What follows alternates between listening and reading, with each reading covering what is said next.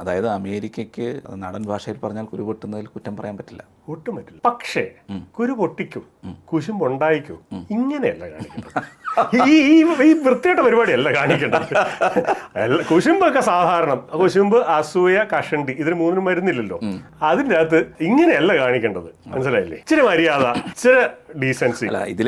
അല്ല, വേറൊരു കാര്യമുണ്ട്. നരേന്ദ്ര ദാമോദർ മോഡിക്ക് നല്ല ബോധ്യമുള്ളൊരു കാര്യമാണ്, അങ്ങേര് ഇന്ത്യൻ പ്രധാനമന്ത്രിയാണെന്ന് 145 കോടി ജനങ്ങളുടെ പ്രതിനിധീകരിച്ചാണ് അങ്ങേര് പെരുമാറുന്നത്. ആ ഒരു ബോധ്യത്തിലാണ് നമ്മൾ ഇതുവരെ കനപ്പിച്ചൊരു വർത്താനമോ പേഴ്സണലി ആരെ ഇൻസൾട്ട് ചെയ്യുന്നതോ. അതിൻ്റെ അകത്ത് എസ് ജയശങ്കറിനോടൊക്കെ ട്രംപിനെ പറ്റി എന്താണ് അഭിപ്രായം എന്ന് ചോദിച്ചിട്ടുണ്ടായിരുന്നു, ശശി തരൂരിനോട് ചോദിച്ചിട്ടുണ്ടായിരുന്നു ട്രംപിനെ പറ്റി എന്താണ് അഭിപ്രായം എന്നൊക്കെ പറഞ്ഞാൽ അവരൊക്കെ എന്ന് പറഞ്ഞാൽ ചോദ്യത്തെ തൊടാതെ ആ ട്രംപിനെ പേഴ്സണലായിട്ട് മുറിവേൽപ്പിക്കാതെ ഡീസന്റ് ആയിട്ട് സംസാരിച്ച് അങ്ങ് പോവുക ചെയ്തത്. മനസ്സിലായോ? ട്രംപ് കാണിക്കുന്ന പോലെ വെകിളി വർത്തമാനം പറയല്ല ചെയ്യുന്നത്.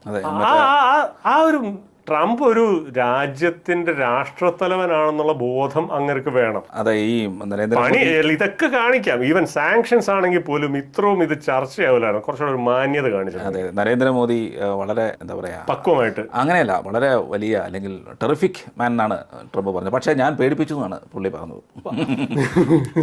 ഇച്ചിരി വിഷമിക്കും.